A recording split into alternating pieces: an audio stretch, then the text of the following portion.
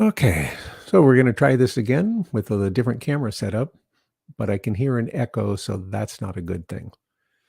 The speaker's supposed to be off on that, but I can hear sound. But can you hear the sound? Because that would be terrible. All right. So hopefully, even if you can hear it, it won't be too objectionable. Hopefully the sound's not too high. Let's see what we've got. All right. I just wanted to touch on some oxygen absorbers. So I was in the middle of doing an oxygen absorber experiment. That's some of this stuff. More specifically, let's see if I can show this main one. Let's see. This one right here. So this is how I have been testing my oxygen absorbers for years with one of these containers. It holds 2200 cc's, and then I drill a hole 100 cc's up, and then it holds 2100. And then I can tape the oxygen absorber into it, put a sensor in there, and it should ideally go up to, I just realized, yeah, it's showing it. I wasn't sure if it was showing it. It should go up to 441 cc's, because that would be all of the oxygen. And then if you had a oxygen absorber that can absorb more than that, you could let some water out, refill it with oxygen and regular air full of oxygen, and then do it again, and then just simply measure how much it goes up. So as I was saying, I was in the middle of doing this because we had a new batch of oxygen absorbers arrive. And we try to do that each time we get a new set of oxygen absorbers. And then about halfway through and then near the end to make sure that they are still functioning the way they're supposed to. The ones that we get from PackFresh say that they're rated at 300, and in their information online, it says that they should absorb at least 180% of that. So 1.8 times the 300, which I don't know what that would be. Let's see, be 80 times 3, so 240, so 540 cc's of oxygen. I don't know if we've ever had any test that poorly. And we'll get to that in just a second. Okay, I should back up.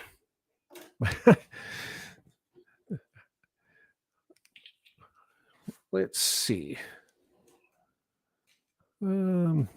Let's go back to trying to figure out how to use all these little goodies.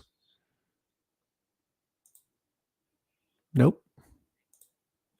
Okay, that one. So this, that's not a really great quality video, but how to explain this? Nope. I'm going to back up even further. Okay, oxygen absorbers. So kind of what is an oxygen absorber? I had somebody mention just recently that they had been using the packets, and that to save money, you could refresh them by putting them in the oven and dry them out and reuse them. Let me see if I can get this one. Trying to figure out which screen. Nope. That's the one. Okay. The problem is that they were referring to a moisture absorber and using it instead of an oxygen absorber. Well, of course, they're a completely different thing. They're made for a different purpose, won't do the same job.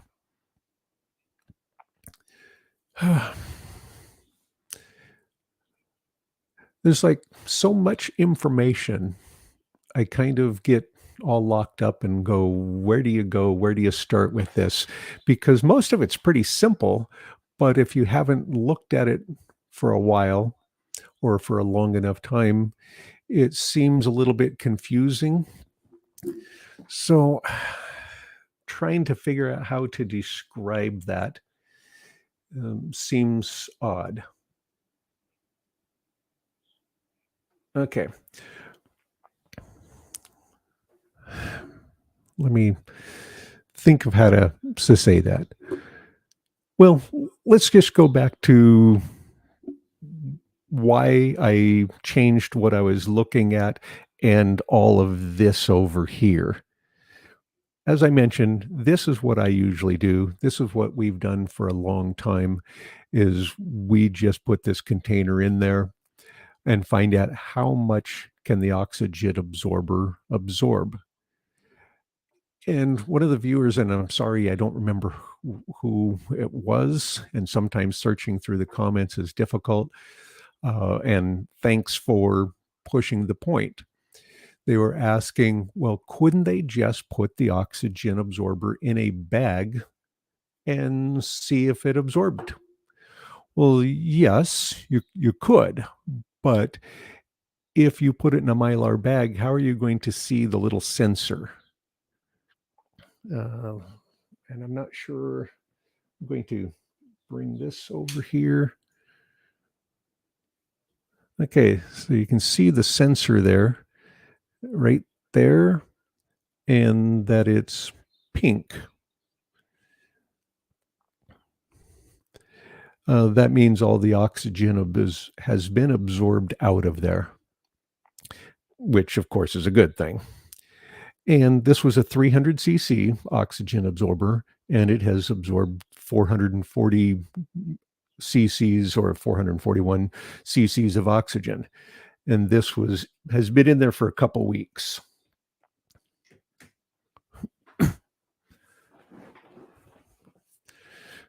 Oh, hey, and somewhere I'm supposed to be able to make the show maybe even automatically. Um, do you ever use moisture absorbers? No, I never have. Well, okay. To be more precise, I assume you're asking, have you ever used moisture absorbers with the freeze drying?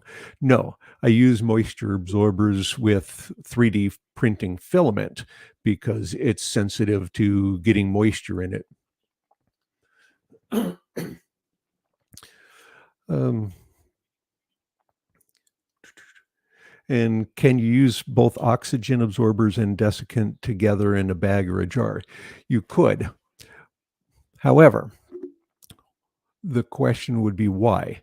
If it's properly dry, there should be no moisture and it'll do no good.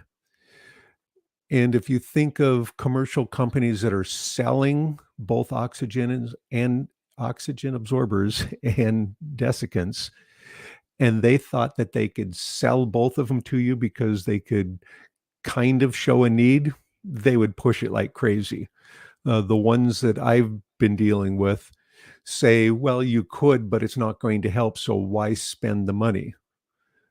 So I would say it's probably not worth it. There should be no moisture in there. And the oxygen absorbers themselves, the type that we tend to use, should have a minuscule amount of moisture in them to help accelerate the rust in it, which is how we absorb the oxygen. We convert it to rust. We don't really absorb it. We turn it into iron oxide, and then that locks it up, which is why you can't put it in a regular oven and make it work again. Theoretically, you could put it in a kiln or something and drive off the oxygen, but you're going to destroy everything else there. Just a minute. I was going to check the comments real quick, see if I've missed everything. Again, I think there's a way to automatically make this go, but I don't know how.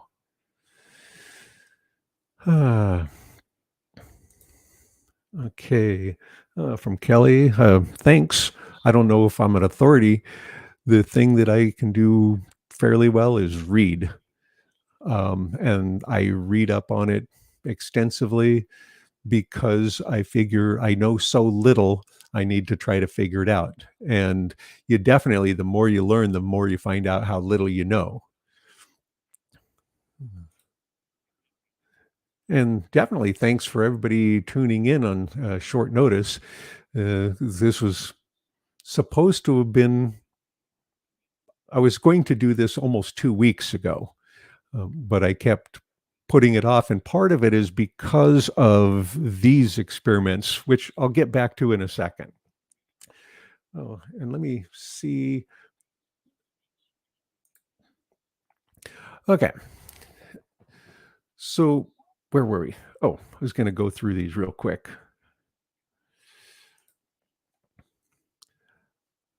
Looking to find out if the Mylar bags that didn't suck down from the oxygen absorbers are actually being protected. I would be suspicious. However, 21% isn't as much as you would think. You know, this container, uh, that's the wrong one. Oh, yeah, I forgot that this one control is over here. Let's see if we can put this one here for a second. Okay, this container, as big as it is, and I've made a whole video of this, which I uploaded 2 weeks ago, and I haven't released it because I wanted to do this live stream portion first because of these other experiments, which were caused by the comments from the one viewer. So this entire container, as high as big as this is, the oxygen portion is only this high from the bottom up to here. So if this collapses by that amount, if it gets smaller by that amount, you might not notice it with some kinds of packages and some kinds of foods. The last steak video that I did, I think I showed um, the Mylar bag with the whole steaks in it, the one that was from 4 years ago. It didn't really look sucked down, but if you had seen it before, then you would see how much it's changed. And the tomato slices I did a while ago, where I blew them up like a balloon with the air compressor, the next day, if you looked at them, you would assume they hadn't sucked down. But I could see it because I had the side-by-side video the day before and that one, and I could literally overlay them on my video screen and see them. Then it was very evident. Otherwise, just picking up that bag, you would think it didn't do the job. So, and I mentioned also, I think, I don't know if it was on the past video or the oxygen absorber one that I haven't released.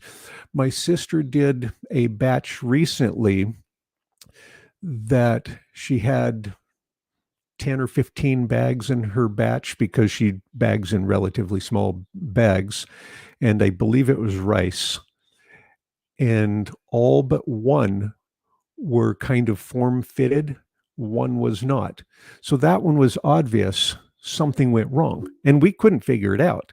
We didn't know, and I didn't think to test the oxygen absorber, putting it in this little container, because then we could have checked it.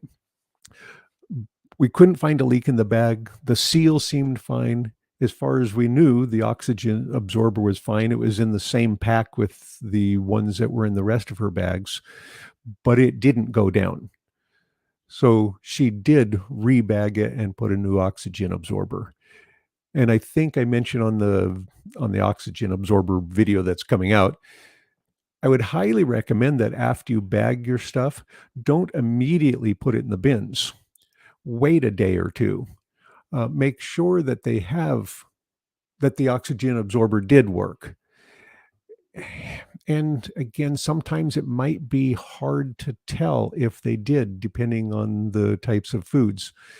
When I do corn or rice or something and fill the bag pretty full, then when it the oxygen absorber does its magic, it's really quite evident. But some of the things are very solid and it doesn't seem to be as noticeable. But they all should go down by 21%. Ideally, you're getting it down to 1/100th of a percent of oxygen. Okay, let me, oh, geez, sorry. Getting so caught up on each thing. Like I said, I could talk forever on most of these subjects. And you can probably tell that when I'm talking just regular, it's a whole lot faster than when I'm on the videos. I don't know why. I think on the videos, it's like when I was making videos for teaching children how to do the 3D modeling and printing. You kind of slow down, you kind of work toward the middle of the group and choosing your words more carefully, and it's a lot slower. Okay. Okay, we talked about that one. And I haven't oxygen absorbers in mason jars. When I stopped canning a couple of years ago, 4 or 5 years ago, I gave away all my jars, so I have none. I did get one from my sister and a lid in case anybody wants to see the one experiment that I was considering, but I haven't done yet. And I think the person asked me about it too, about vacuuming their food in mason jars using the harvest right. So you can take the rack out, you can put your jars in, put the lid on top, run the vacuum, and then let the air in. And of course, that lid will be slammed down on it, and you'll have some vacuum in the jar.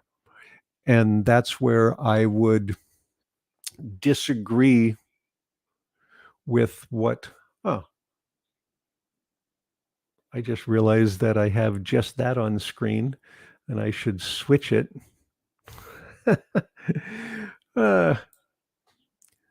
So you missed all the hand gestures I was doing about the squishing bags and the various things.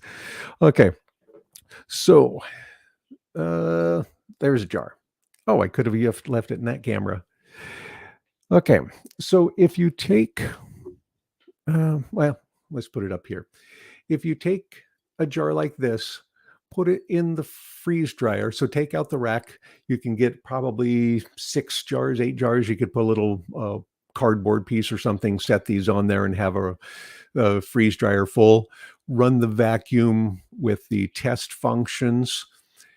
And to really vacuum it down, it's just like waiting for it to get down to less than 500 millitorr. You're going to have to run it a good long time, 20 minutes, half hour. But then with the lid sitting on top, you could let the air back in the chamber. The lid's going to be pushed down by the air pressure because, of course, you're going to have close to 0 in here, and you're going to have 14 point something PSI pushing down. Oh, let's see, this lid's about 3 inches, 9. So you're going to have like 100 pounds of pressure pushing down on there, and that's going to seal the lid on there. Now, you might think you have a vacuum in there and that you don't even need an oxygen absorber.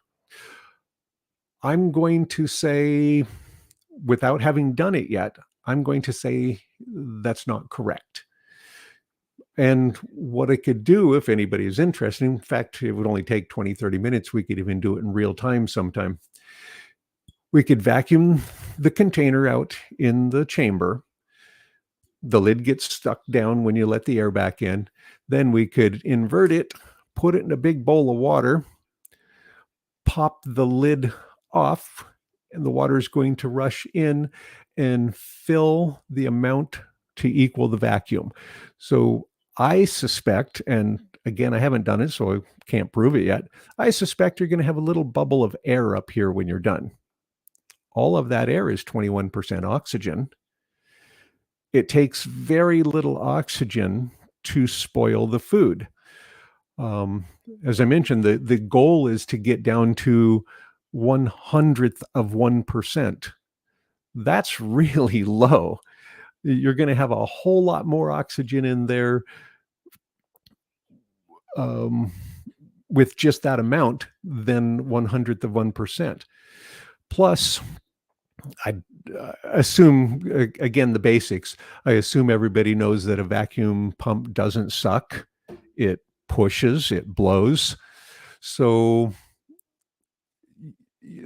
it's just like when you're taking a drink with a straw.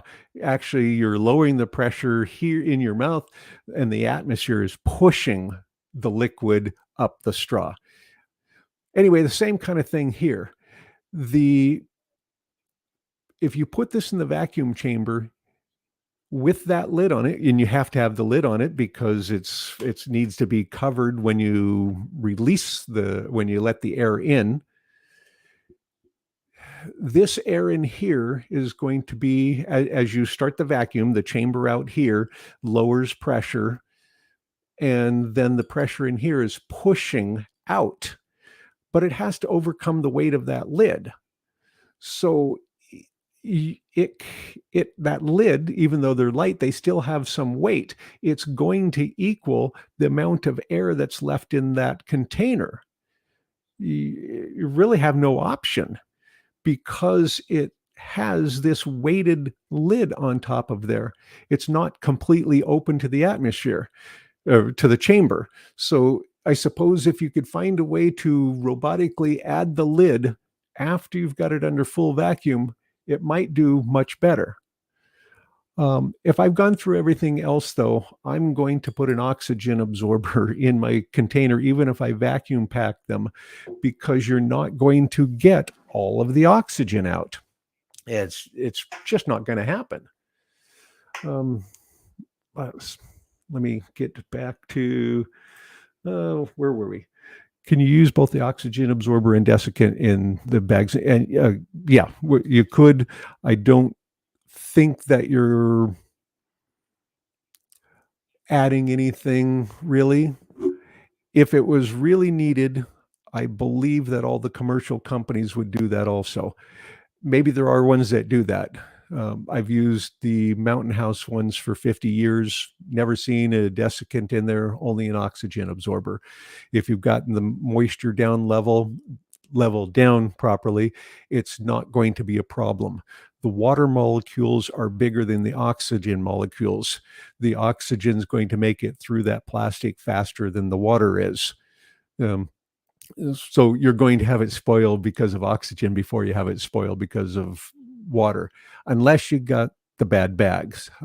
If you remember, I had the one video from a couple of years ago where I had bought some bad bags because I was in a rush. I didn't have any, and we had to rebag all of them. We had to re-dry and rebag. They gained 1 to 4% in moisture, and I assume oxygen was going in there also, but the oxygen absorbers were oversized enough that they absorbed that.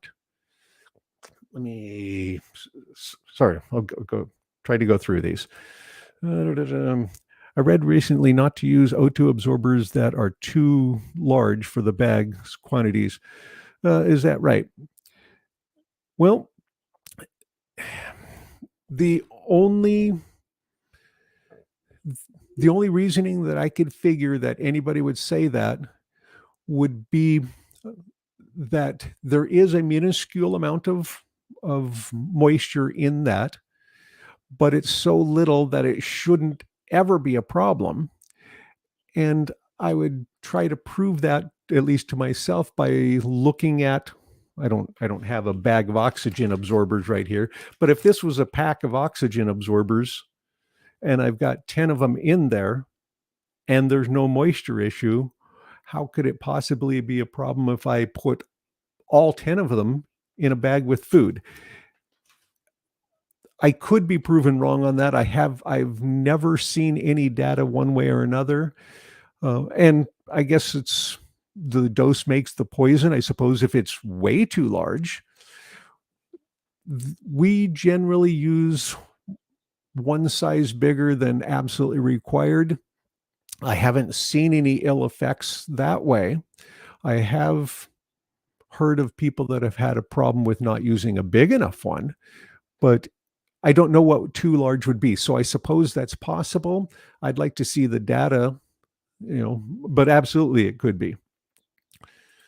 Let's see.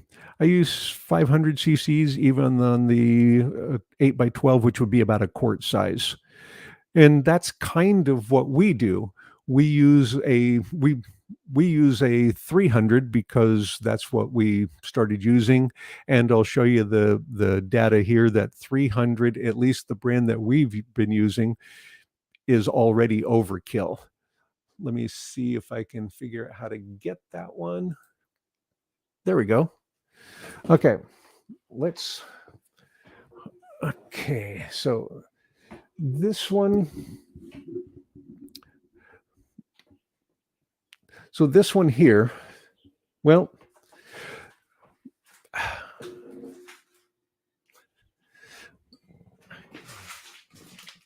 I was just delivered a bag of oxygen absorbers.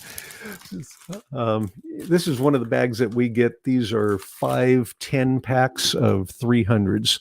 We do have a box of 500s for when we do 2-quart and bigger size bags. And we have a set of 100s that came with some pint bags. Normally, we don't use them. We don't usually even buy them, but they came with the pint bags and they were a great deal. And it was our normal bags that we would usually get by the thousand. So they were a good deal. Now, it's back to,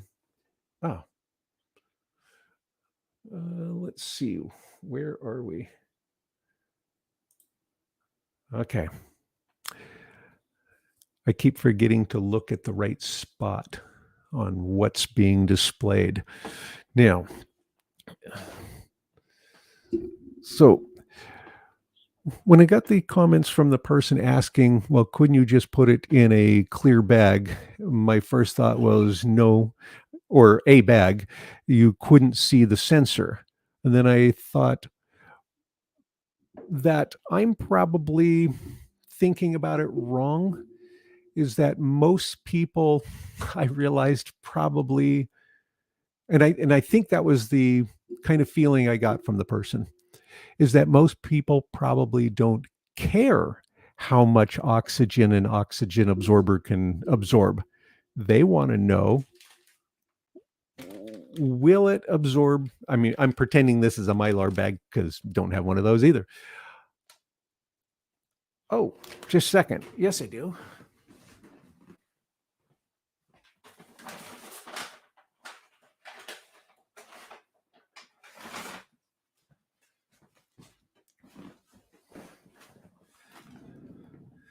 Okay.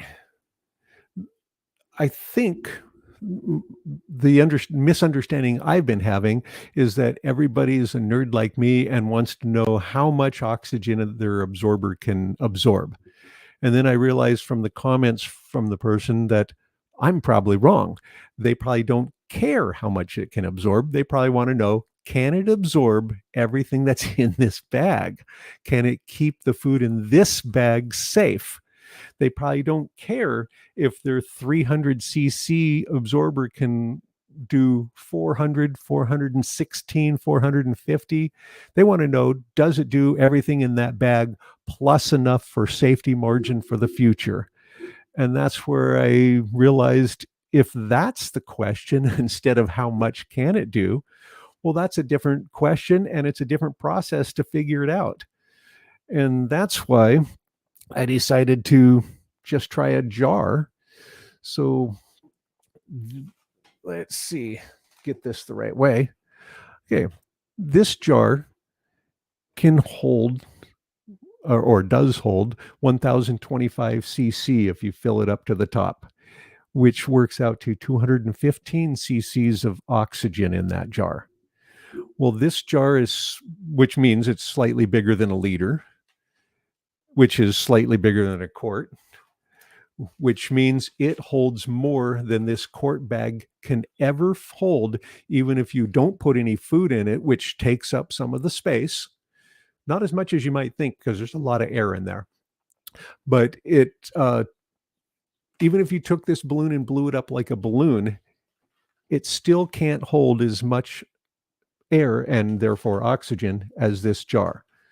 So a simple, easy test is to throw your absorber in that jar with a sensor and see if the sensor goes back to pink. In the case of this brand, you can see it's kind of hard to see because there, I think you can see it.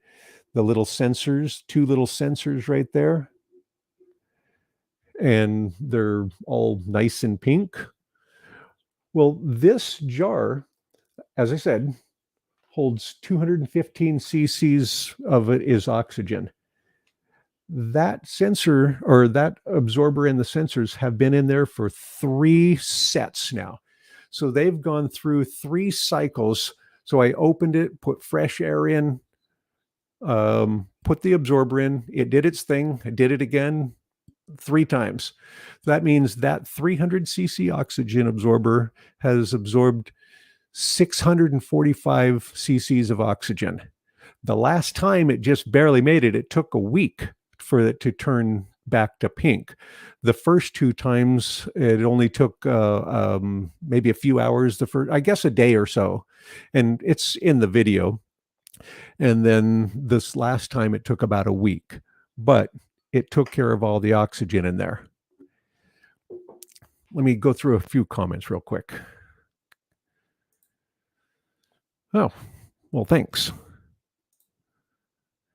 I have two bags, same content, same size, bagged and sealed within minutes. One shrank and the other didn't. Yes, strange. And that's where I think that something has gone wrong with it. That's the exact same circumstances as my sister's, except hers was, I think, at least 10 bags. And one of them did not shrink. All of the other ones did. So there was something wrong. And then she put a new piece, a new bag. She changed out the bag because we didn't know if the bag had a problem. So new bag, new oxygen absorber, resealed it. I don't know if she put it back in the freeze dryer for extra dry time too. She may have, to make sure that it didn't gain anything. Or she might have just weighed it, because if we weigh them, we already know if they've gained anything. Anyway, so she did reprocess that bag to make sure that it wasn't a problem. Because if you get one that didn't work like the others, there's a problem. What time zone is the 10 p.m. start time? What time zone is? Oh, well, for me, it was 7 p.m. Pacific.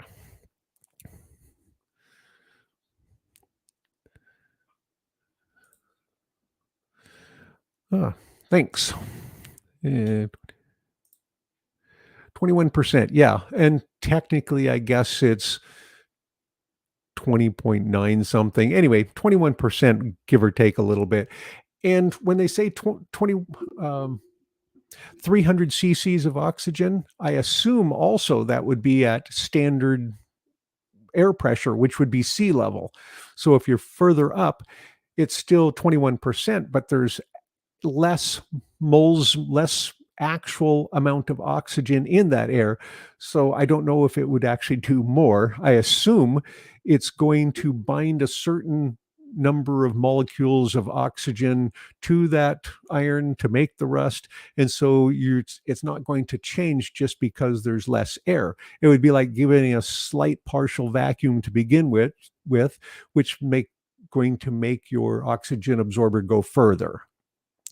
And when people say about vacuum packing and oxygen absorbers, I don't think that there's anything wrong with that. Because then you have less oxygen for it to absorb to begin with. It's probably a good thing.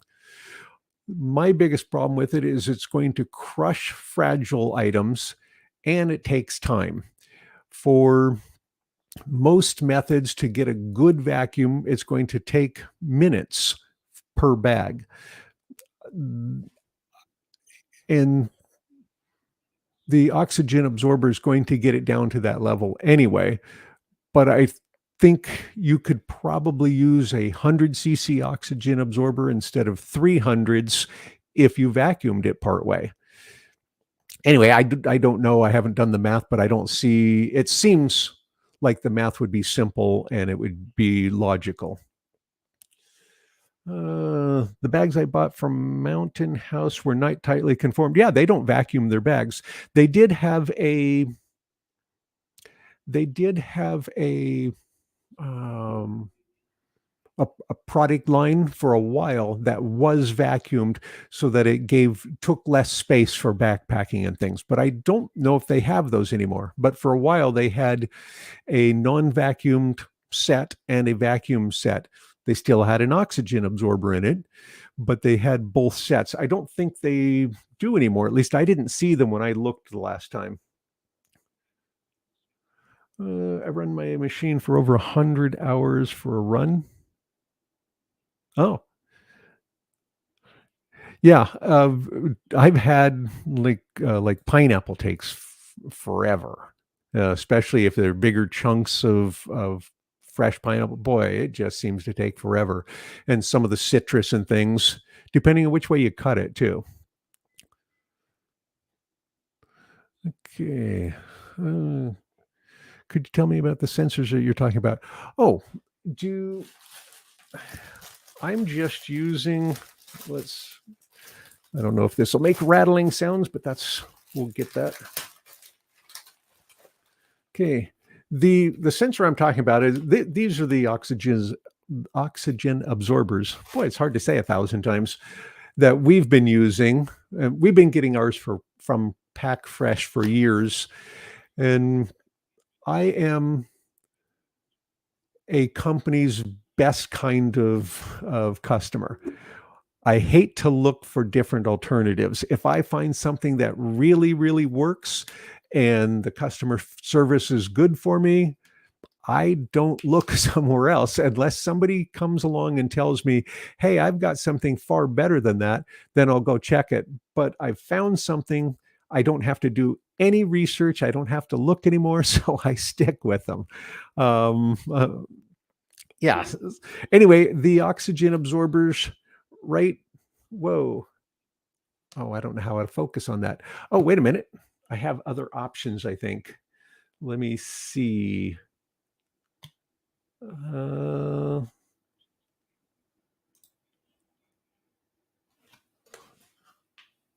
there we go. So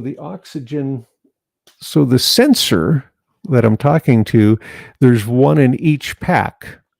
And on this particular brand, they start out as a pink or a salmon kind of color.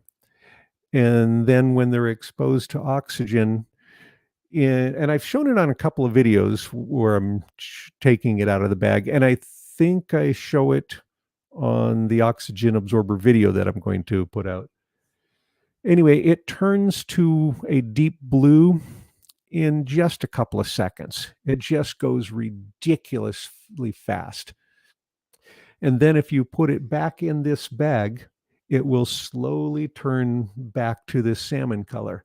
And slowly, by that I mean, if I've only used one, so if I've used one out of this pack and put it, then reseal it, that absorber, that sensor will go back to this salmon color in just a few hours.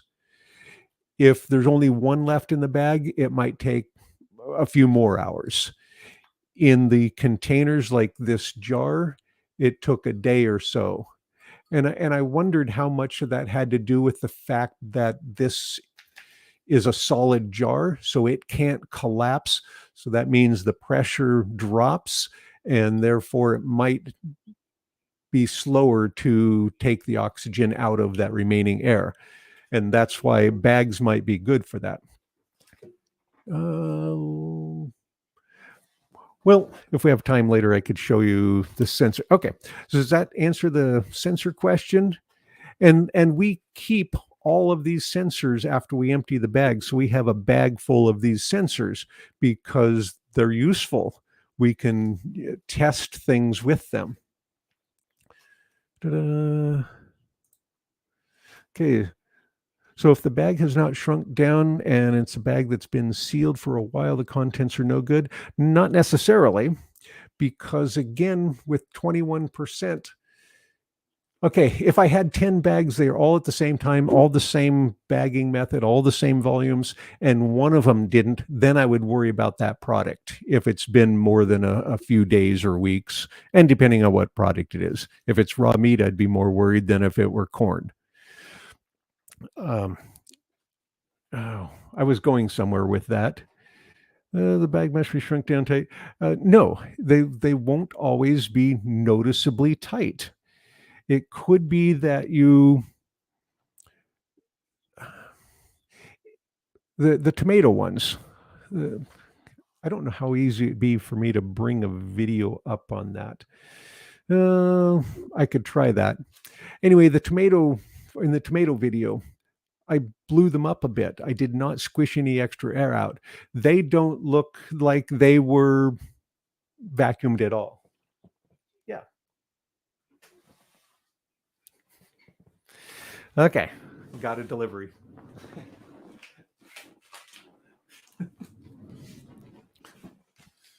Okay. So let's go back to this camera. I should turn this one up. Okay. So here's a whole bunch of sensors in a bag with one oxygen absorber. Oops, I just, yeah, it looks like one oxygen absorber. And I've got a bag like this that had a bunch of them in there and had been in there for a year and a half, 2.5 years with just a single oxygen absorber. And this plastic isn't as good as the mylar bags. Okay. And then this is just a bunch of the little sensors. So we save those because they're really handy to use for our testing. And I just knew that someday I'll want to do more testing with various methods. I'd love to put these in each bag. And then when I open the bag of food, I'd be able to tell that the oxygen had been absorbed that whole time. Well, that's not practical because they turn they sense the oxygen so fast. Even if you were to tape that inside the bag and you had it taped there where you knew where it was, I don't think you could rip this off, open the zipper, and find it and see it before it turns blue. Because they just go so fast. The older ones, 3, 4, maybe 5 years ago, used to take 5 minutes or something to turn blue. These go so fast that I don't think it's practical to be able to put it in each one to make sure. I would love to put it in there, but I honestly don't think I could see it fast enough. I've gotten really sidetracked. Let me see. Okay. Look, I was doing the comments. Always believed that if we ran the freeze dryer long enough so that the weights were stable, then use the oxygen absorbers. Yes, and that's the way I do it.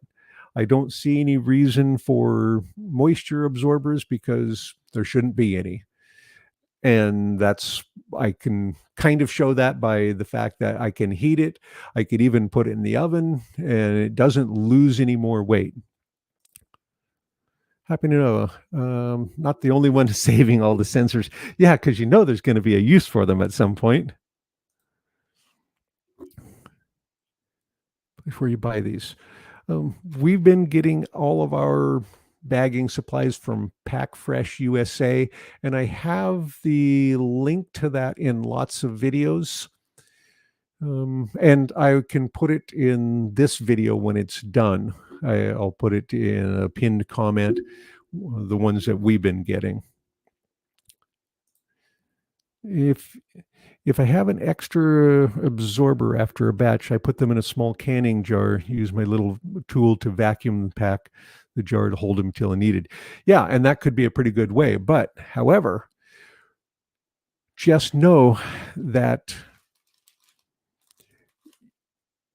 there's still a bunch of air in that jar. So there's still a bunch of oxygen. It's still you absorbing the oxygen that's left in that jar. The and I don't know how good your vacuum is. The one that I have is just a food saver. It only takes about 3/4 of the air out of the container. That means for this one, there would still be 50 cc's of oxygen every time. Do I still have sound? Uh-oh, I don't hear anything. Is that just me? Huh. Do I still have sound? Hmm.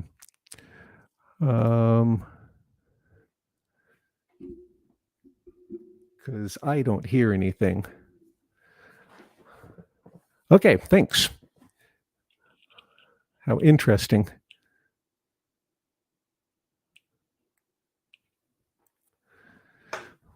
Well, that's interesting to not be able to hear myself. Okay, well, thanks.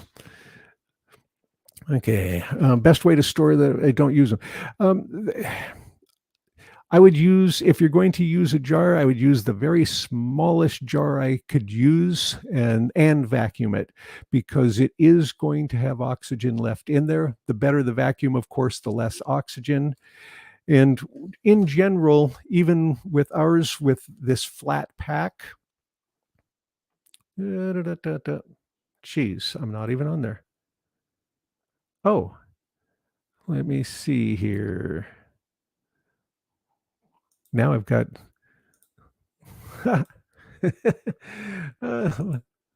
okay. So in general, even when we use these, which have very, very little space in them, and then we reseal these, I only like to open them 2 times. Once to use whatever we're using out of it, and second to finish that pack. So if I'm bagging, if I'm taking just 1 out of it and leaving 9, the next time I'm opening it, I'm going to use it for a set of 9 bags or more, and then start the next one. I don't open this and take out 1 and then seal it and open it and take out 2 and then seal it and so on, even though there's almost no space there, because every time I open it, a little bit of oxygen is going in there, and it's going to make these slightly less effective. And I'm kind of anal about my oxygen absorbers and my moisture. I want it to be as perfect as possible. That doesn't mean it's going to be perfect, of course, but I'm going to try to do my best on that. Now, going to get back to these bags. Let's see, which one is it? Right display. Nope. Well, let's just touch on that real quick. The oxygen absorbers, they're little iron powder packets, and a lot of them use other things in them to make them more effective. And then the ultimate is to get it down to 0.1% of oxygen. And I've got a way to get that one. Oh, there, with me on there too. Okay. It says that the oxygen absorber works as the available moisture in the food, or with that, and causes it to turn to rust. Well, again, for what we're doing, most of the types of packets, as far as I can read, have a very small amount or minuscule amount of moisture in them, and things to make them function faster, to be work better with low amounts of moisture. Anyway, and then like it says, the goal is 1/100th of 1%. Okay. Oh, and botulism usually comes up with questions about, well, if you have an oxygen-free environment, you could have botulism. Yes, but you have to have available moisture. And you have to have, it says 10%, but it's, or it says that when you're doing like what's it called? Dehydrated foods, that you're getting them down to a brittle kind of stage, and that's less than 10%, which is too low for botulism. Yes, because you need like 80% available moisture. That doesn't mean 80% water. That means 80% available moisture. Like a jar of pickles has 0 or close to 0% available moisture because it's all bound up in salts and things. So even though there's lots of liquid, it doesn't tell you what the available moisture is. Available means it's available for bacteria and other things to grow on. So there's really fun charts that show the available water and what level of moisture different things can grow at. So when people say that they're concerned about the potential for botulism with our freeze-dried things, I tell them, don't worry about botulism. There's so many other things that'll kill us that could be in there with a higher or with the low moisture, but you didn't do it well enough. But it won't be botulism. It'll be something else. And besides, botulism can be killed. It's actually quite yeah, there it is, 35%. Yeah, the moisture botulism requires 35%, and it means available moisture to grow.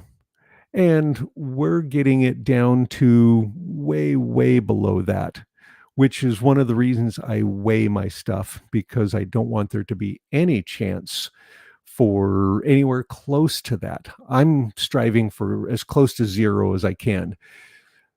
It sounds like it can be as high as 4% in commercial stuff, but the ones that I've checked were lower.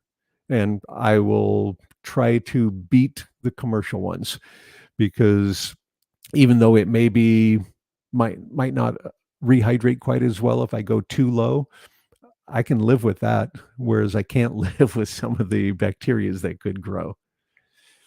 Okay. How critical is the thickness of the Mylar bag? Will a 3 mil thickness be okay? I wouldn't even consider a 3 mil one for anything except for short-term things. So if I were going on a trip and I was going to be gone for a month, I might consider that, but I don't know why. Let me see. Oxygen transmission. Okay. So this is one of the little papers that I don't remember which company this is. Polyprint. Anyway, they do bagging material of vacuum packing materials and modified atmosphere bagging. So the film types, and I don't remember which one we have. Ours is a coated one. Did it say on this one what type? Because we're using Mylar one. Oh, sorry, I can't remember what the type of material we're using. The actual bag, it's a coated bag, of course. Oh gosh, I don't remember which one it was. Okay, it's a metallized bag. It might be like this one here. Now, the interesting things about these charts, and I'm going to interrupt myself for a second.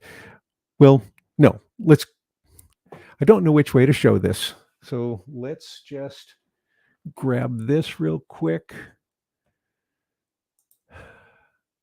Okay. The plastic bags we use. The plastic bags we use are not solid. Let's take care of these bags first, and then we can move on. So when the person had asked me about using bags, and I thought, well, no, because you can't see them. And then I thought, well, I've never tested it.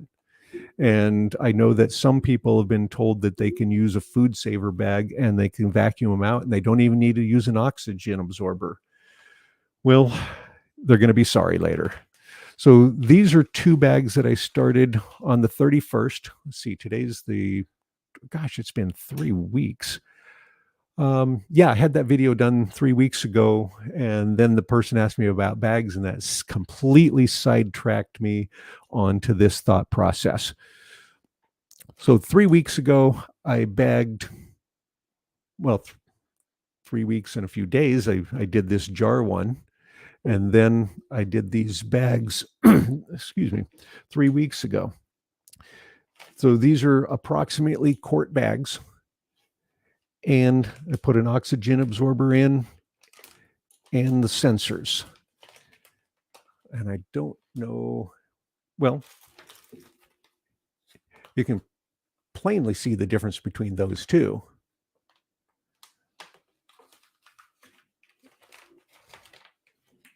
I don't know if I need more light here to get that. So you can see the purple sensors, and then this, by comparison, this salmon colored one. These have been in here for 3 weeks. They never got to the pink stage of this. This is as close as they got. Was kind of a slightly purplish tone to them. Yeah, I don't know. Boy, I wish that could show better. Let me try this other camera, see if that shows up. Which one is that?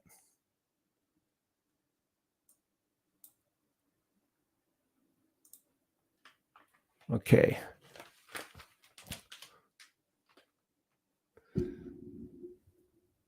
So can you see that sensor and compare the color? It's still purple. It did get slightly less blue, and this is a quart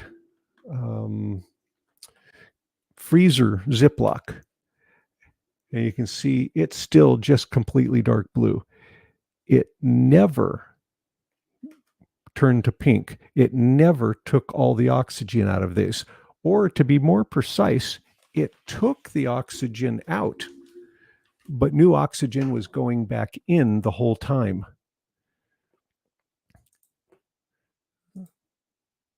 Whoa, where am I?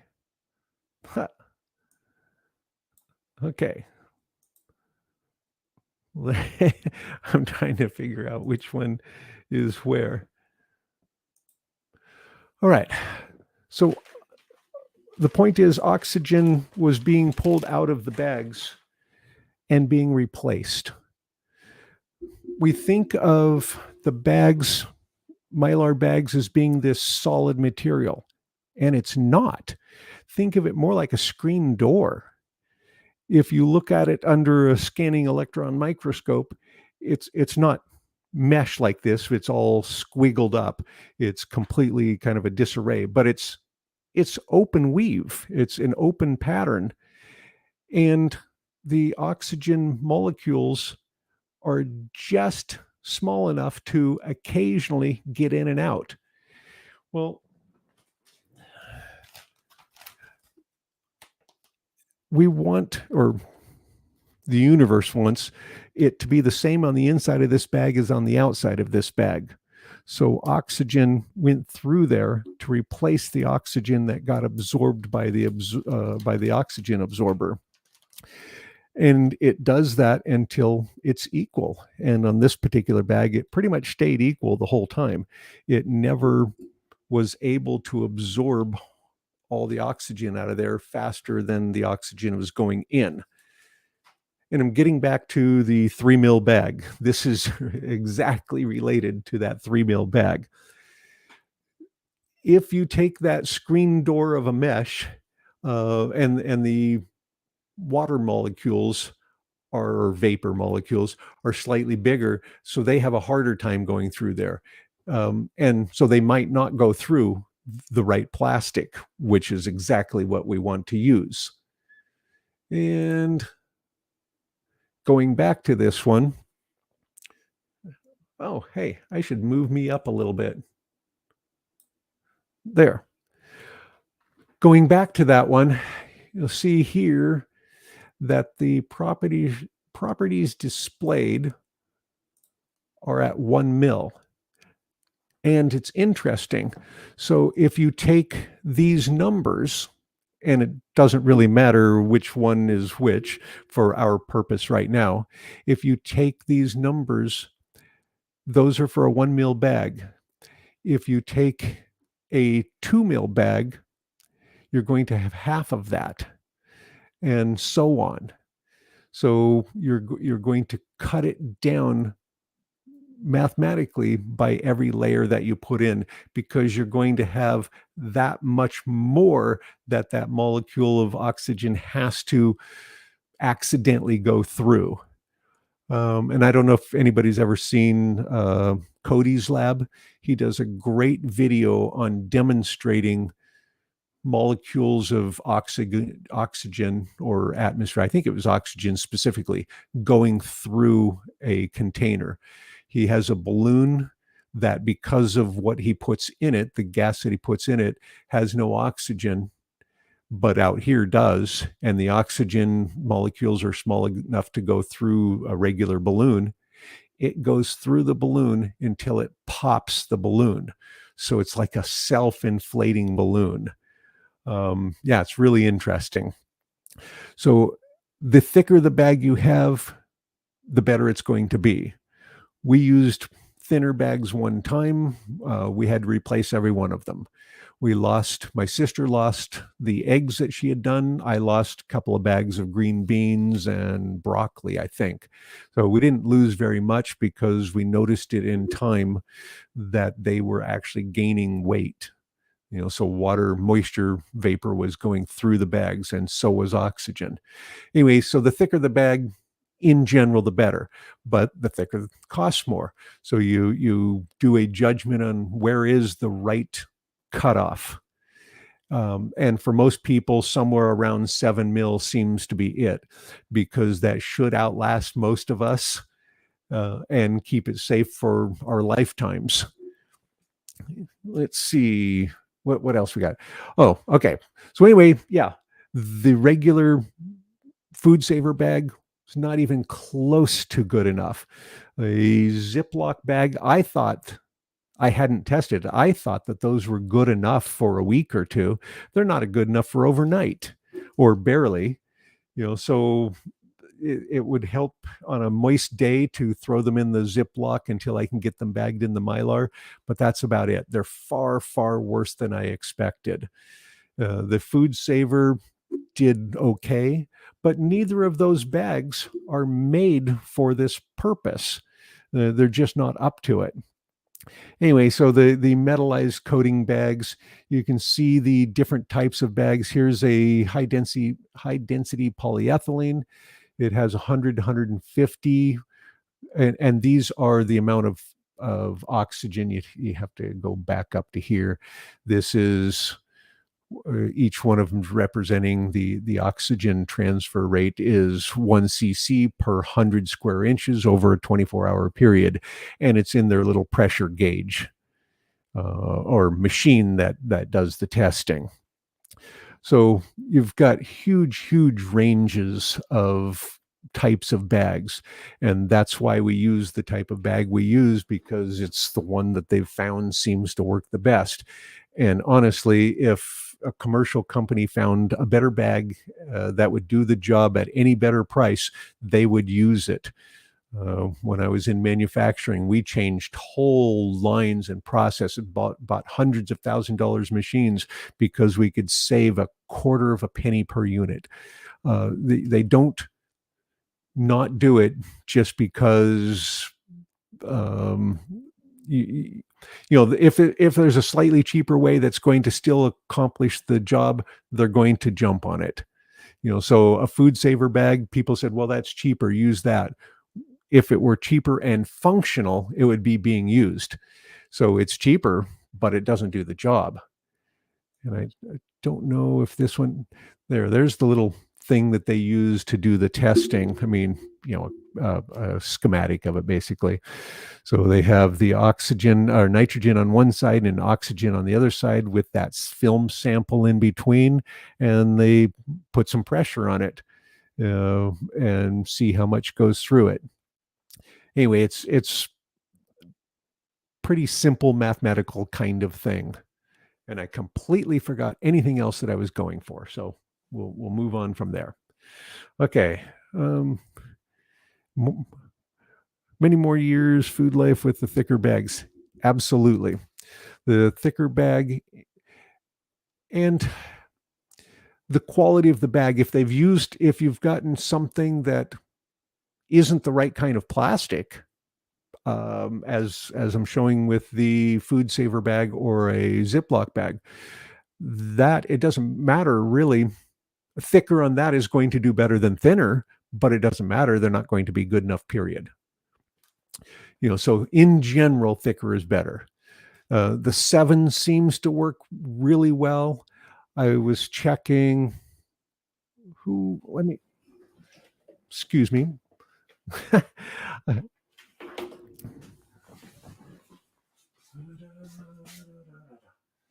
Let's see.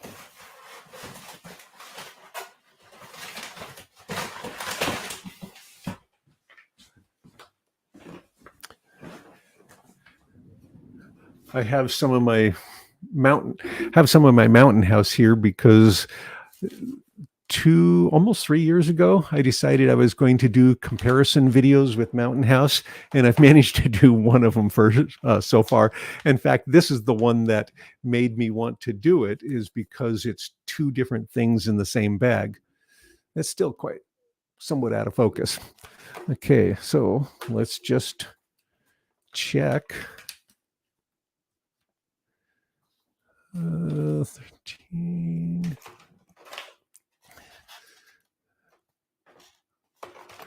Just checking the thickness of the comparison here. Okay, so I've got 1 layer of this in there because I'd cut it off previously and then resealed it. And then resealed it lower, so I can get just 1 layer of the bag here.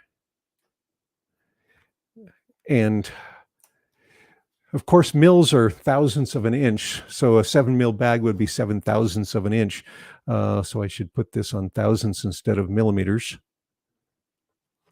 Okay, so yeah, this works out to, let's see if we can show that.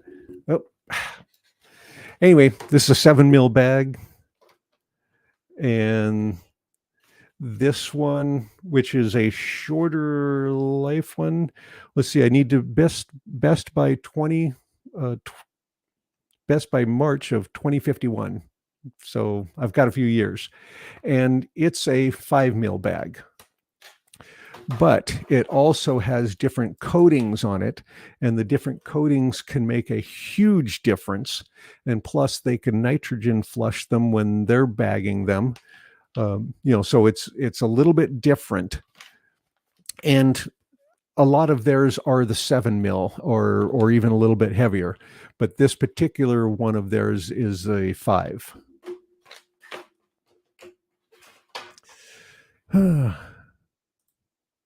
Other than the shape, is there a difference between the MRE Mylar bags and other regular? I don't know what an MRE, you mean meal ready to eat Mylar bag, or is that a brand of bags? Because there's lots of different, you can buy all kinds of shapes and things. We were getting the flat kind of pack, the 8x12 flat bag at first.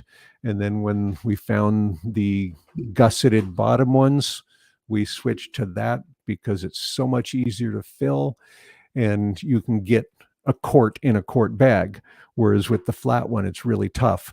But we do use some of the flat ones, especially like a 2-quart flat one, for some of the casserole kind of things where we're doing the 7x7 and actually sliding that whole block into a bag. Yeah. And then again, somebody else is asking about the Mylar bags. Should they appear sucked to conform to the oxygen, or confirm that the oxygen been absorbed? Yes, it should go down by 21%, but sometimes that's hard to judge whether or not that actually happened because the bag was kind of full to begin with air or the different kinds of products. When I do steaks, you can usually it's hard to tell. When I do corn and it's pretty full, I can almost always tell. So it just depends on what you put in there. I don't remember where else I was headed with any of this, and it's been a long time. Anybody else have any other questions that you wanted to get into? Because I don't know. Oh, this isn't really oxygen absorber related. It's the meal bags. Just well, you can just add water to these. And I know that there's also ones that are pleated bottom ones, but they're longer and shorter instead of taller and narrower, which could be really handy for meal type things.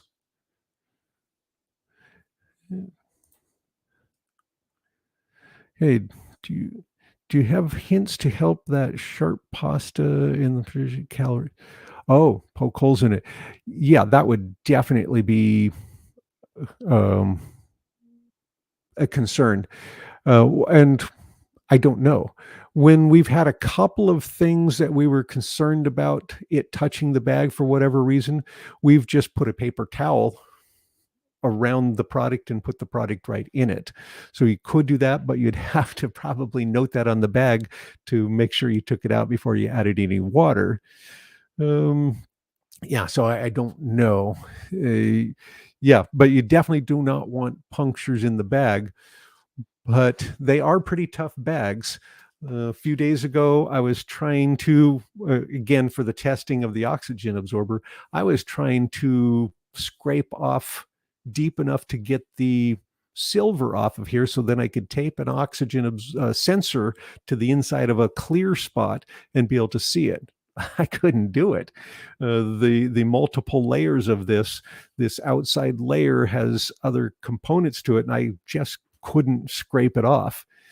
I finally pulled it apart and delaminated it into layers, but I could not peel that off of there. What's the weirdest thing I've ever freeze dried? I don't think we've done anything weird at all. Yeah, I don't know what you would consider to be weird either. We've done, I don't know, 300 different types of foods. We haven't done, I don't think we've done any non-foods at all. I mean, I've heard of people doing books that got wet to see if they could save them, but we never have. So yeah, I don't know. But so the other thing I was going to mention that's not really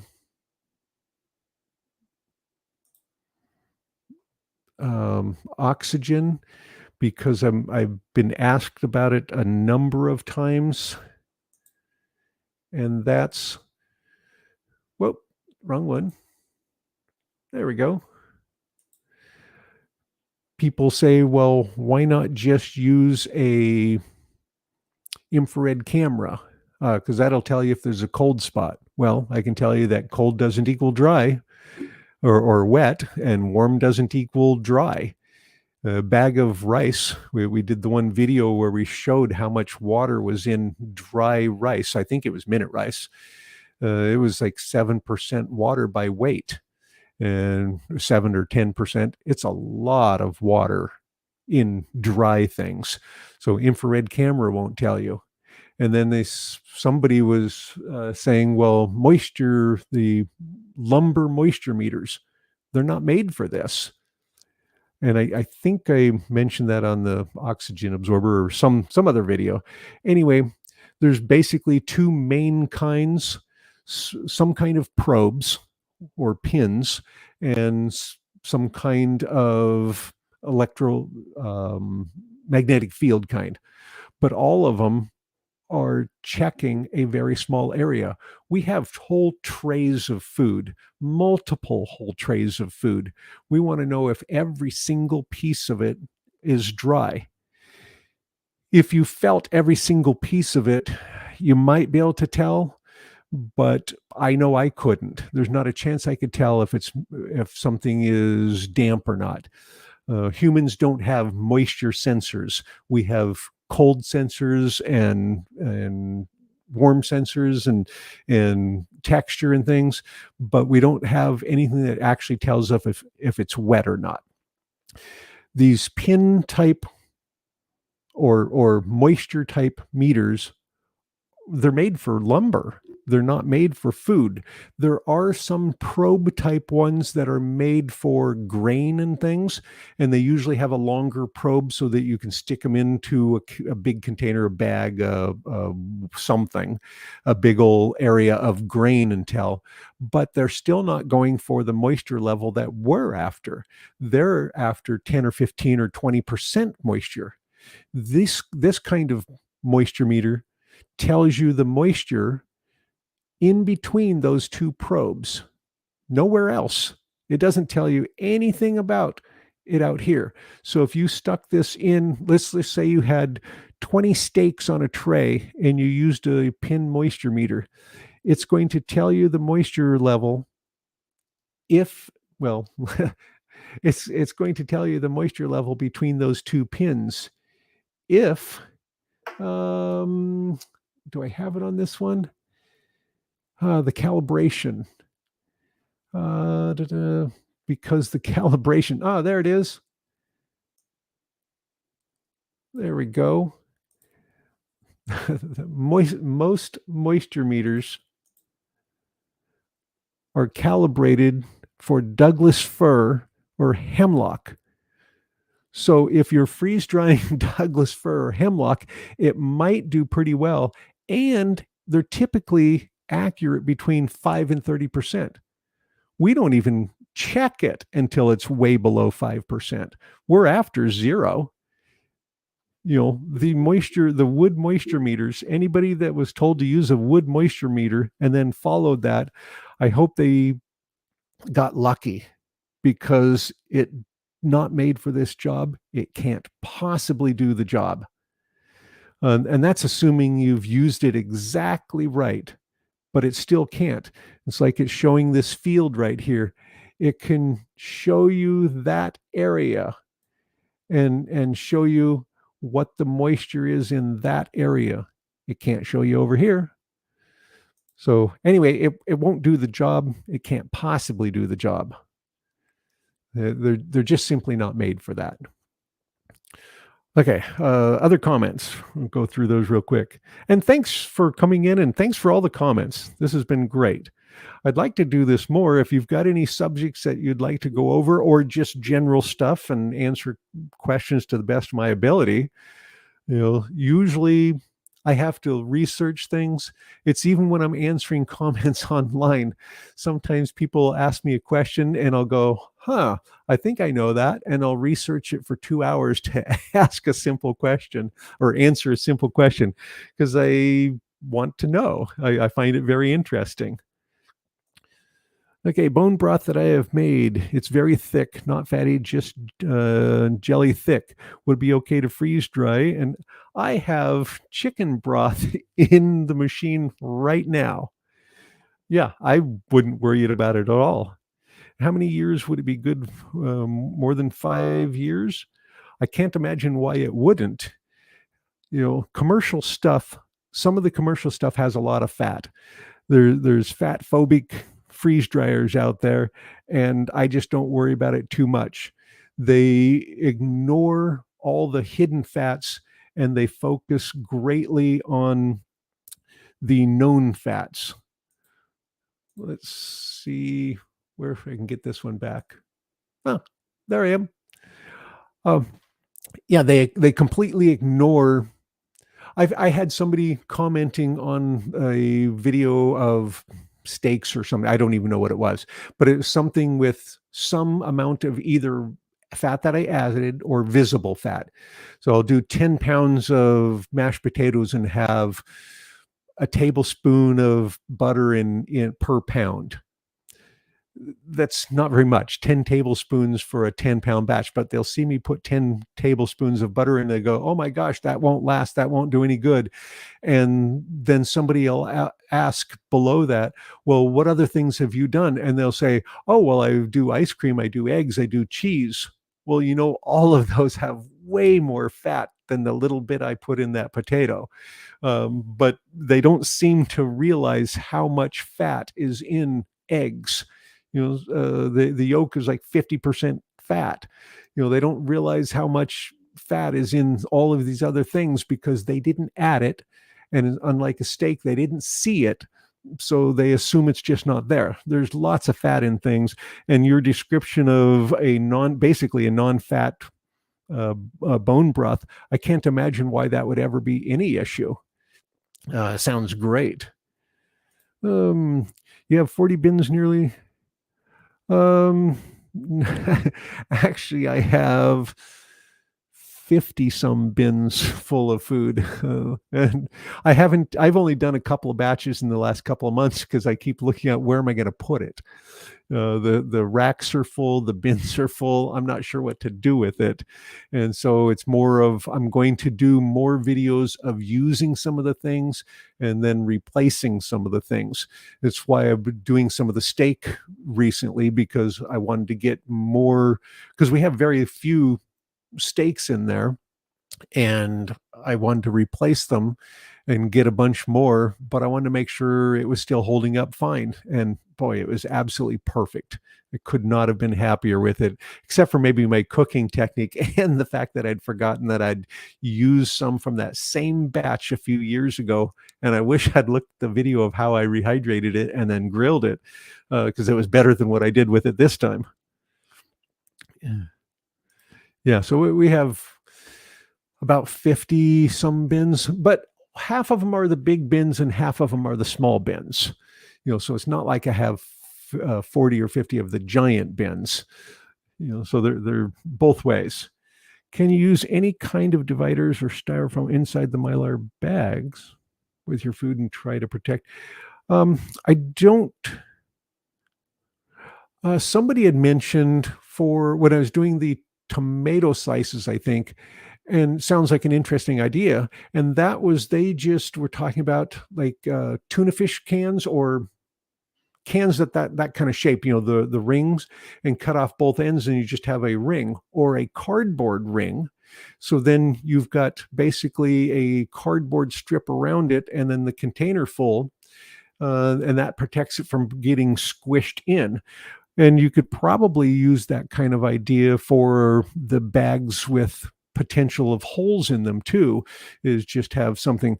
So I'm not sure I would use styrofoam in it or any of the foam type things, because I'm not sure how it would go long term in that container, oxygen free or something.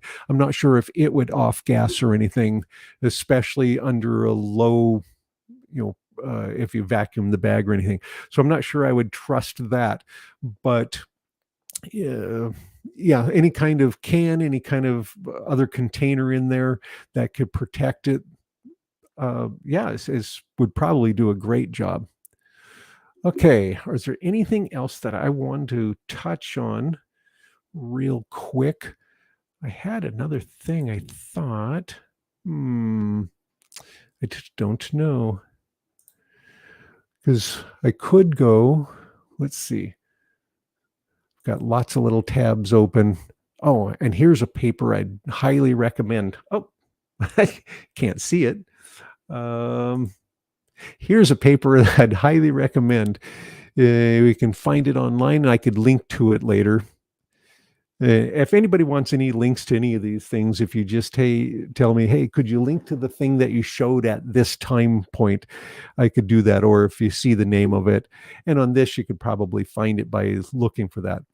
But this is a pretty interesting paper because it just goes through a bunch of information on freeze drying. I think it's like 27 pages or something. So it's a pretty decent piece and shows a lot of the information, a lot of the processes, the characteristics. I mean, it just has a lot of good information. There is tons of great information if you look for some of the papers, and some of them are produced for commercial companies, which I actually would trust more than a YouTube guy, because they're basically idiots that don't know what they're talking about, but they can talk. Anyway, I would really trust, moreover, companies that their product, their safety of the food, and their livelihood depend on them getting it right time after time, which is why I look for at Mountain House so often, because they've been doing it for 50 years. If they do it really bad, if they screw up, they could be sued out of existence, or at least it'll make the headlines. So I really like these kinds of papers. It's what I tend to look for a lot. It's how I found out about how to freeze dry orange juice. I've got a paper that I'm dying to test out on freeze drying peanut butter, because it's from an old patent from the 50s or 60s. And yeah, so it sounds pretty interesting. You actually mix it with some water, you add some stabilizers, you foam it up, and you freeze dry it, and you can use it in all kinds of different ways. I just haven't gotten around to trying it out. But anyway, there's lots of good information on these kinds of articles.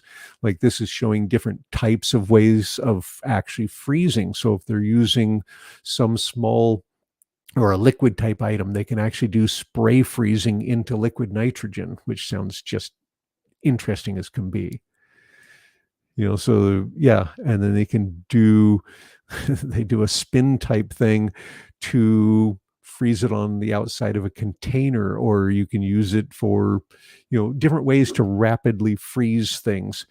And the fact that rapid freezing isn't always the right way for what we're after.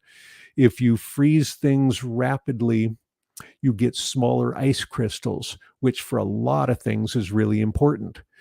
But bigger ice crystals actually puncture the cell walls, which could be a really bad thing for lots of methods or lots of uses. But if you're going to eat it directly from the freeze dry and then add water and eat it, according to the Mountain House people, that can actually make it rehydrate faster and have a better mouthfeel. But I'm not sure if it works for everything, because for some things you might want it to have the other structure that it would have with the small ice crystals. So it'd be wonderful to do experimenting with super fast freezing versus slow freezing. The quick frozen, what's it called? Individually quick frozen, IQF fruits that we've had, most of the time they shrink and kind of collapse as they freeze dry. But if we take that same fruit, let it warm up to almost thawed, so we put it in the refrigerator, let it warm up to almost, for lots of fruits, because of the sugars, that's not 32 degrees, it's more like 28 degrees. And so we let it warm up to that point and then refreeze it slowly in a regular freezer, and they come out much better. So that's why I suspect that the flash freezing is not always our friend for what we're trying to accomplish.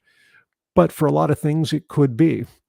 Anyway, and then it has the papers talk about the ice sublimation and resistance. And so if you have like right here is saying, so assuming pure ice sublimation with no dry layer resistance, then you have this speed and this amount. But if you have that dry layer resistance, which we get because of thicker layers, it slows down. Anyway, it's really fascinating stuff. Okay. As I said, please feel free to put in the comments on pretty much any video. It'll still make it to me. If you have any ideas of what you would like to discuss on future ones of these, I'd love to do these maybe once a week or something, and maybe we could share some of these ideas. And yeah, and see what works and how we can make it faster and better. And like I said, I've done very little this year with my machine. My sister's been going pretty quickly with her machine still. And I really suspect that my machine might need to have the refrigerant recharged or cooled because it just doesn't seem to be doing as effective as it used to. But then I start it up and it gets completely frozen all the way to the front, so I'm still not sure. But that's I think I suspect that we'll find out. Okay, so I'm gonna end this, and I'll probably clip this into some pieces later for other video. And I do have the video for this experiment stuff. It goes on for a half hour or so, and the point is that the better method for testing for oxygen might be as simple as getting yourself a pint jar, a quart jar, a 2-quart jar, and a gallon jar, and using the jar that's maybe one size bigger or similar size as what your bag is, but your bag's going to have other product in it and be squished down a little bit. Put an oxygen absorber in it. Put one of the little test pieces or the sensors in it, and just make sure that it actually goes back to oxygen free. That would tell me that this oxygen absorber can easily handle any quart bag. Even if I didn't put anything in that quart bag, it's big enough to handle it. And it turned out this was big enough to handle it 3 times. So I'm set really well for this size oxygen absorber. I'm real happy with the fact that it did do it so well. Anyway, so if you're not interested in knowing exactly how much it can absorb, but whether or not they are effective for the size you're using, just simply do that. Put the sensor in there, check it. The video will show you how to make the little thing chamber to fill up, and turns out it's probably totally unnecessary. Anyway, thanks a lot for watching and for all the comments. Just check one last time. Whoops. Yeah, well, and as I said, thanks for being there and watching. Yeah, the charts for the ballpark measurements is really, really tough because the variables are amazing. Every batch, there's 100 variables.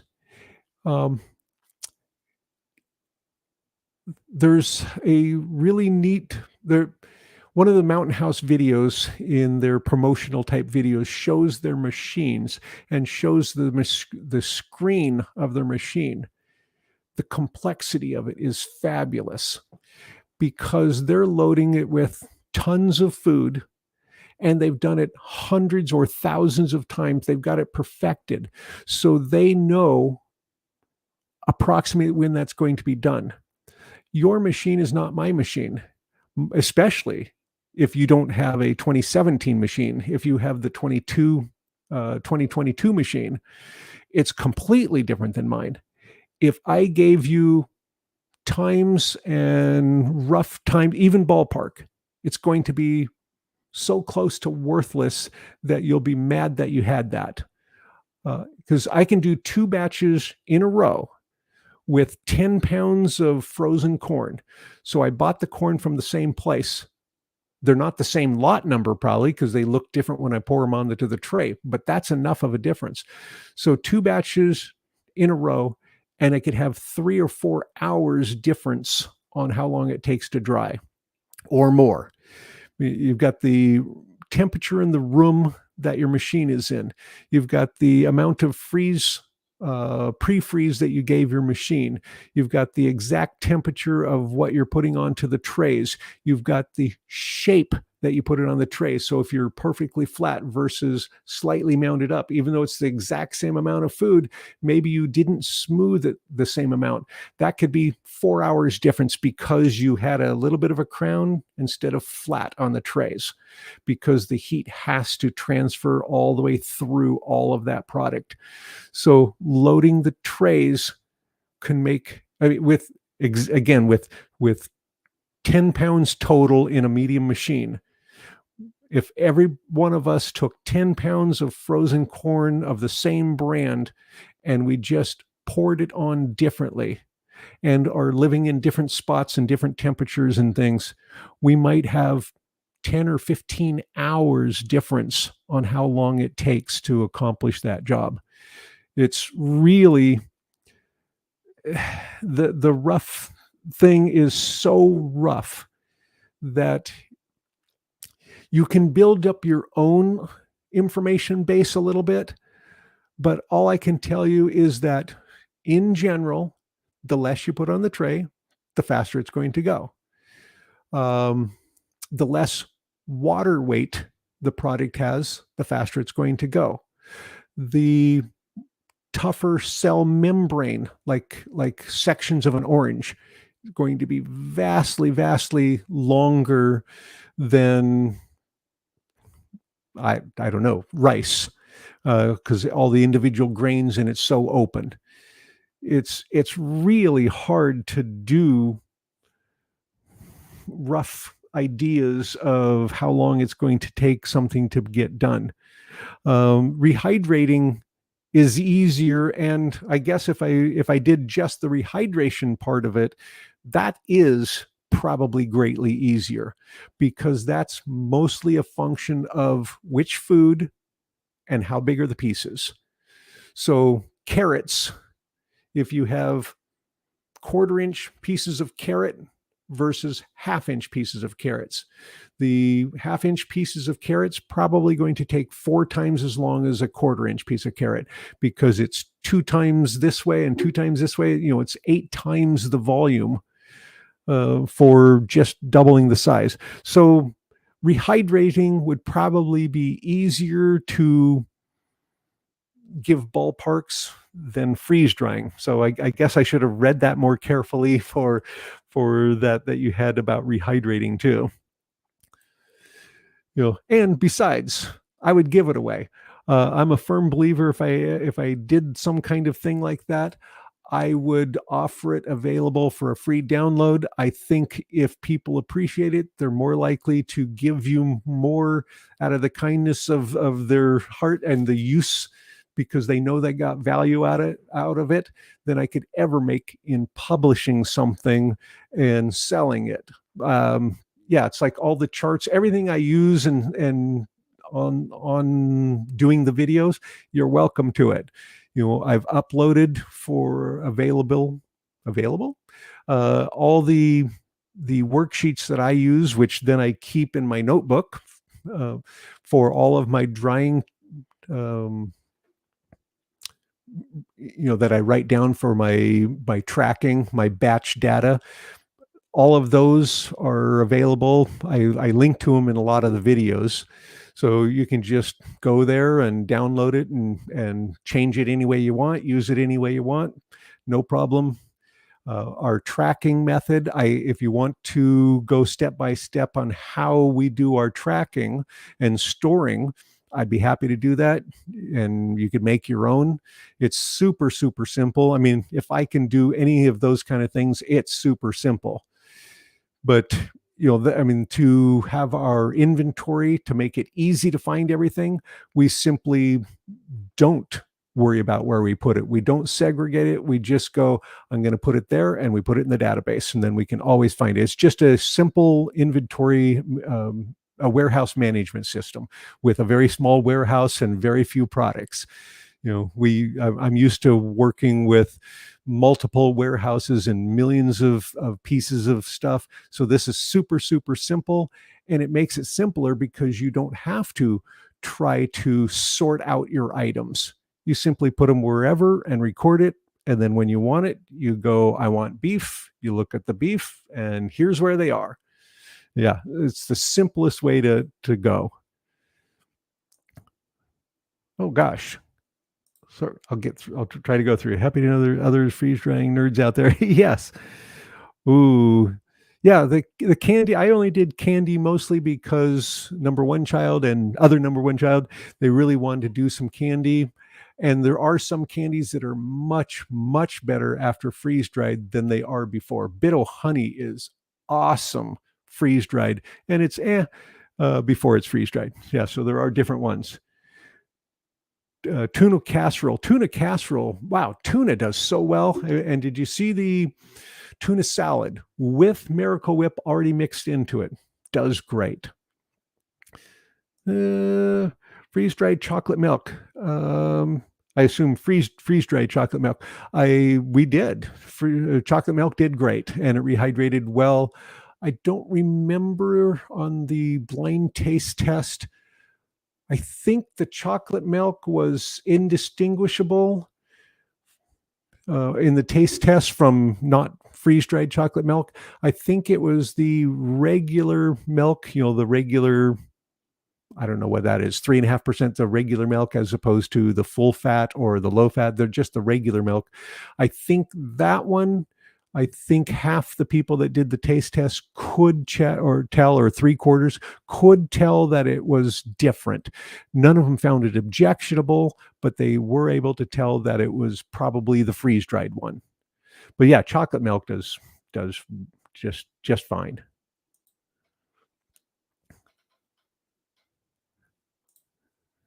Okay. Yep, thanks. Freeze-dried comfort food. Oh, absolutely. And some of the things are just so simple. I mean, ham, sliced ham, mashed potatoes, sliced beef. Oh, wonderful. Well, yeah, I got to find out how do you make these automatically. I'm pretty sure that they can pop up and then I can go back to them and highlight them if I want, but I don't remember how. What about the altitude from 0 to 1,500 feet or more? I don't understand. What about the altitude from 0 to 1,500 feet or more? I'm at 1,900, 2,100. I don't remember. I'm around 2,000 feet. And yeah, I don't know what about it. Plus, what time of year is the best for freeze drying? Freeze drying, it depends on where you live. Where I'm at, it really doesn't matter. Where some people are at, the freeze drying might be less of an issue than the moisture in the air. All of them are, I mean, you can go all year round. We've gone all year round for 6.5 years, something like that, since 2017. August 12th or 13th of 2017 was when we did the first batch.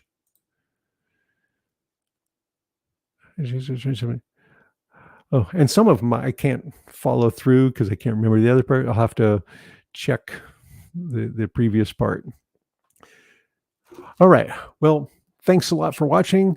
Please add more comments to this if you would about anything that you would like to discuss in the future, that I could have a few pieces on screen ready to go, and that would help me so I could know what kinds of things to consider.